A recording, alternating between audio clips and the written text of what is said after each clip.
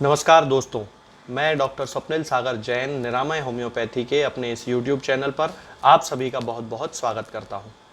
दोस्तों, आज मैं आपको एक बहुत अच्छी दवा के बारे में जानकारी देने वाला हूं, जिस दवा का उपयोग हम होम्योपैथी में खास तौर से दमा के पेशेंट्स यानी कि अस्थमा के पेशेंट्स में करते हैं, ब्रोंकाइटिस के पेशेंट में करते हैं, पल्मोनरी स्टेनोसिस के पेशेंट्स में करते हैं और कार्डियक अस्थमा के कुछ केसेस में भी इस मेडिसिन का उपयोग बहुत अच्छे से होम्योपैथी में किया जाता है। तो दोस्तों, इस मेडिसिन का जो नाम है वो है दोस्तों एस्पिडोस्पर्मा। ये मेडिसिन है, एस्पिडोस्पर्मा का मदर टिंचर है। हमें जो यूज़ करना चाहिए इस पर ये पूरा लिखा हुआ है। इसका जो पूरा नाम है वो है एस्पिडोस्पर्मा क्यूब्रैको, इसका पूरा नाम है। इसको हम होम्योपैथी में बहुत सारी बीमारियों के लिए यूज़ करते हैं। खास तौर से ये लंग्स के लिए एक बहुत ही अच्छा माने जाने वाला टॉनिक होता है, यानी कि जिस भी किसी व्यक्ति को लंग से संबंधित कोई बीमारी होती है, फेफड़ों से संबंधित कोई बीमारी होती है या फिर उसके श्वसन तंत्र से संबंधित कोई भी बीमारी होती है, उस बीमारी में इस मेडिसिन का उपयोग बहुत ही ज़्यादा सफलता के साथ किया जाता है। इसलिए होम्योपैथी में इसको लंग्स का डिजिटैलिस कहा जाता है, यानी कि जिस तरह हार्ट के केसेस में डिजिटैलिस का उपयोग होम्योपैथी में किया जाता है, ठीक उसी तरह होम्योपैथी में लंग्स के केसेस में एस्पिडोस्पर्मा के मदर टिंचर का उपयोग किया जाता है। दोस्तों, एस्पिडोस्पर्मा का जो मदर टिंचर होता है उसकी एक खासियत होती है कि जब भी हमारी बॉडी में ऑक्सीजन की कमी होने लगती है और कार्बन डाइऑक्साइड बढ़ने लगती है, वो किसी भी कारण से हो सकती है। दोस्तों, मान लीजिए कि कोई व्यक्ति बहुत ज़्यादा स्मोकिंग करता है और उस स्मोकिंग के कारण उसके लंग्स में टार इकट्ठा हो गया है या फिर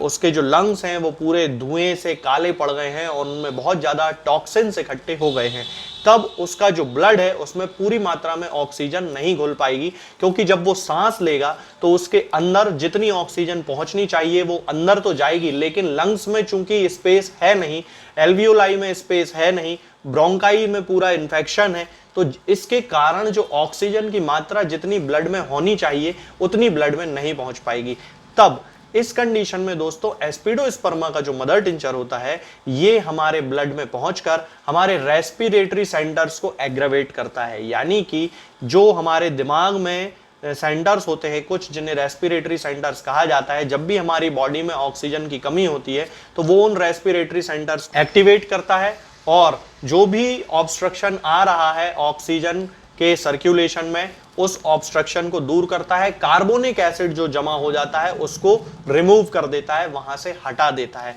इस तरह से जो लंग्स से रिलेटेड बीमारियां होती हैं उसमें ये बहुत अच्छा काम करता है। इसकी एक और खासियत होती है दोस्तों कि ये कार्डियक अस्थमा के केसेस में बहुत अच्छा उपयोग होता है इसका। कार्डियक अस्थमा वो कंडीशन होती है जिसमें कि पेशेंट के लेफ्ट हार्ट में फेल्योर हो जाने के कारण उसमें अस्थमा जैसे सिम्टम्स आने लगते हैं, यानी कि वीजिंग होने लगती है, उसको सांस लेने में उसको दिक्कत होती है, लंबी लंबी गहरी गहरी वो सांस लेता है, इस तरह की सांस उसको लेना पड़ती है। तो ये जो सिम्टम होता है दोस्तों, ये जो बीमारी होती है इसको कार्डियक अस्थमा बोलते हैं। और कार्डियक अस्थमा के केसेस में भी दोस्तों एस्पिडोस्पर्मा बहुत ही ज्यादा प्रॉमिसिंग रिजल्ट देता है, बहुत जल्दी पेशेंट को ठीक होने में हेल्प करता है। इसके अलावा दोस्तों एक बीमारी होती है जिसे पल्मोनरी फाइब्रोसिस कहा जाता है, जिसमें कि हमारे जो लंग होते हैं वो डैमेज हो जाते हैं। लंग के अंदर की जो ब्रोंकाइज होती हैं, ब्रोंकियोल्स होते हैं, जो टिश्यू होता है वो पूरी तरह डैमेज हो जाता है और जिसके कारण व्यक्ति को सांस लेने में परेशानी होती है, उसके शरीर में ऑक्सीजन की कमी होने लगती है, जिसके कारण उसको बहुत सारी तकलीफें होती हैं। तब उस कंडीशन में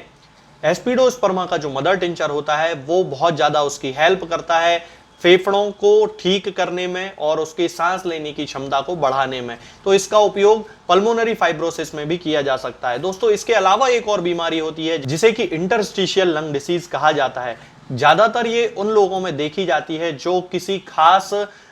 टॉक्सिन के संपर्क में आ जाते हैं, जैसे एस्बेस्टोस है, इसके संपर्क में आने से, रेत के कणों के ज्यादा संपर्क में आने से, जो लोग बहुत ज्यादा खदानों में काम करते हैं, माइनिंग जो वर्क करते हैं, उन लोगों के अंदर इंटरस्टिशियल लंग डिसीज ज्यादातर देखी जाती है। इसके अलावा जिन लोगों को रूमेटॉइड आर्थराइटिस जैसी किसी ऑटो इम्यून डिसीज की प्रॉब्लम होती है, उन लोगों में भी इंटरस्टिशियल लंग डिसीज देखी जाती है। तब इंटरस्टिशियल लंग डिसीज की कंडीशन में भी एस्पिडोस्पर्मा बहुत प्रॉमिसिंग रिजल्ट देता है दोस्तों, बहुत अच्छा काम करता है। हालांकि इसके साथ उस समय हम पेशेंट के कॉन्स्टिट्यूशनल से मैच करने वाली मेडिसिन का ज्यादा उपयोग करते हैं, जिनमें साइलिशिया बहुत प्रमुख मेडिसिन होती है तब कि जब पेशेंट को बहुत ज़्यादा ड्राई कफ हो रहा हो, खांसी बहुत ज़्यादा आ रही हो, उसकी ब्रेथ जो है वो शॉर्ट हो रही हो, यानी कि सांस लेने में उसे बहुत ज़्यादा तकलीफ हो रही हो, तब उस कंडीशन में हम एस्पिडोस्पर्मा का मदर टिंचर और साइलिशिया किसी पोटेंसी में यूज करते हैं पेशेंट की कंडीशंस के अकॉर्डिंग। इस प्रकार जो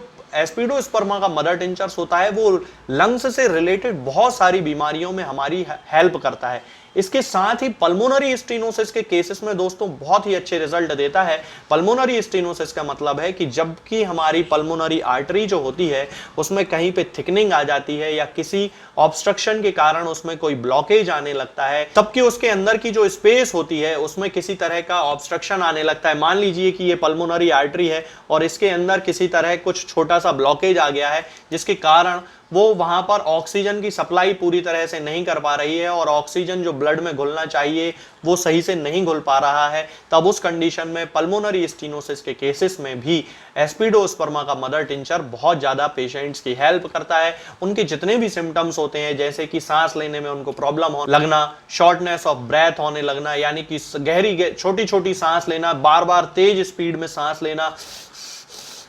इस तरह की सांस लेना, तो ये जो सारे सिम्टम्स होते हैं, सूखी खांसी चलना, इस तरह के सारे सिम्टम्स में एस्पिडोस्पर्मा का मदर टिंचर सभी पेशेंट्स की बहुत ज्यादा हेल्प करता है। इसके अलावा दोस्तों एस्पिडोस्पर्मा का जो मदर टिंचर होता है वो यूरिमिक डिस्निया के केसेस में बहुत ज्यादा हेल्प करता है, यानी कि वे पेशेंट जिनका कि डायलिसिस चल रहा हो और उनको डायलिसिस के दौरान उनकी बॉडी में यूरिया की मात्रा बहुत ज्यादा बढ़ जाने के कारण अस्थमा की प्रॉब्लम होने लगती है और उनको सांस लेने में बड़ी तकलीफ होने लगती है, तब उस कंडीशन में हमें एस्पिडोस्पर्मा के मदर टिंचर का यूज करना चाहिए और उसकी 20-20 बूंद आधे कप गुनगुने पानी में मिलाकर दिन में 3 बार पेशेंट को देना चाहिए। ठीक इसी तरह जब पल्मोनरी आर्टरी में थ्रोम्बोसिस हो जाती है तब उस कंडीशन में भी एस्पिडोस्पर्मा का मदर टिंचर बहुत ज्यादा पेशेंट की हेल्प करता है और हमें उस कंडीशन में भी 20-20 बूंद दिन में 3 बार एस्पिडोस्पर्मा का मदर टिंचर आधे कप पानी में मिलाकर पेशेंट को देना चाहिए, जिससे कि उसके जो सारे सिम्टम्स होते हैं वो धीरे धीरे कवर अप होने लगते हैं। यदि आपके आसपास कोई ऐसा व्यक्ति आपको दिखाई देता हो जिसको थोड़ा दूर चलने पर ही सांस में तकलीफ होने लगती है, उसकी सांस फूलने लगती है, उससे बिल्कुल भी चलते नहीं बनता है, या फिर थोड़ा सा भी वो मेहनत कर लेता है और उसके कारण उसकी सांस फूलने लगती है, तब इसका मतलब है कि उसके जो लंग्स में कोई प्रॉब्लम हो सकती है। हालांकि ये स्टेमिना से रिलेटेड प्रॉब्लम भी हो सकती है, लेकिन जब एक बार हम उसके टेस्ट करा लें और हमें लगता है कि उसके लंग्स में किसी तरह का कोई इन्फेक्शन है, उसको ब्रोंकाइटिस की प्रॉब्लम है या उसको कोई और लंग इन्फेक्शन है, अस्थमा है, तब उस कंडीशन में हम एस्पिडोस्पर्मा का मदर टिंचर 20-20 बूंद दिन में 3 बार आधे कप या 1 कप पानी में मिलाकर उस पेशेंट को दे सकते हैं। इसके कोई भी साइड इफेक्ट नहीं होते हैं दोस्तों और ये हमेशा सभी पेशेंट की हेल्प करता है, लेकिन इसको हमेशा किसी डॉक्टर के कंसल्टेशन के बाद ही इसका यूज करना चाहिए। तो दोस्तों आज के लिए फिलहाल इतना ही। आगे के वीडियोस में मैं आपसे बात करूंगा कुछ नई बीमारियों के बारे में और उनकी होम्योपैथिक दवाओं के बारे में। तब तक के लिए जय हिंद, जय भारत। दोस्तों होम्योपैथिक दवाओं को खाने का सबसे अच्छा तरीका होता है कि हम हमेशा खाली पेट इन दवाओं को खाएं। जिन दवाओं को दिन में केवल एक बार खाना है उन्हें सुबह खाली पेट खा लेना चाहिए, मुंह में अच्छे से कुल्ला करके, गार्गल्स करके मुंह को साफ कर लेना चाहिए और उसके बाद हमें होम्योपैथिक दवाई खा लेना चाहिए।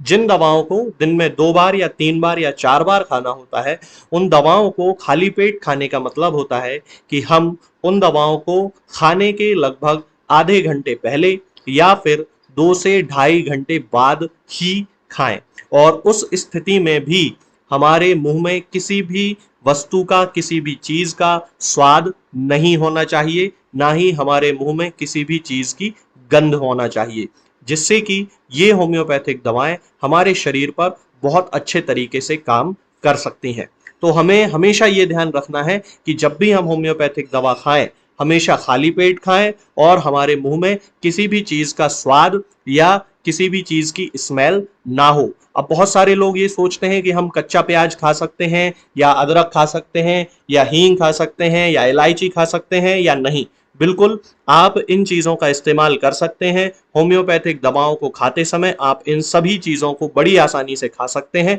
बस याद ये रखना है कि जब भी आप होम्योपैथिक दवा खाएं, इनमें से किसी भी वस्तु का, किसी भी चीज़ का स्वाद आपके मुंह में ना हो। यानी कि जब भी आप इन्हें खाएं तो इनके खाने से या तो आधे घंटे पहले होम्योपैथिक दवा खा लें, या फिर इन्हें खाने के 2-2.5 घंटे बाद, जब कि आपने मुंह में अच्छे से कुल्ला कर लिया हो, अच्छे से गार्गल्स कर लिए हो, तब इन होम्योपैथिक दवाओं को खाएं। तो आपको हमेशा होम्योपैथी के सबसे अच्छे रिजल्ट देखने को मिलेंगे। लोग गलती यही कर देते हैं कि वो प्याज खाना छोड़ देते हैं, कच्चा प्याज, लहसुन, अदरक, हींग सब खाना छोड़ देते हैं, लेकिन फिर भी उनको मुंह में सफाई ना होने के कारण होम्योपैथिक दवाओं का अच्छा रिजल्ट देखने को नहीं मिलता है। ये होम्योपैथिक दवाएं आपको किसी भी ऑनलाइन फार्मेसी पर या आपके घर के नजदीक किसी भी होम्योपैथिक मेडिकल स्टोर पर बड़ी ही आसानी से उपलब्ध हो जाएंगी। ये दवाएं हर होम्योपैथिक फार्मेसी पे उपलब्ध होती हैं,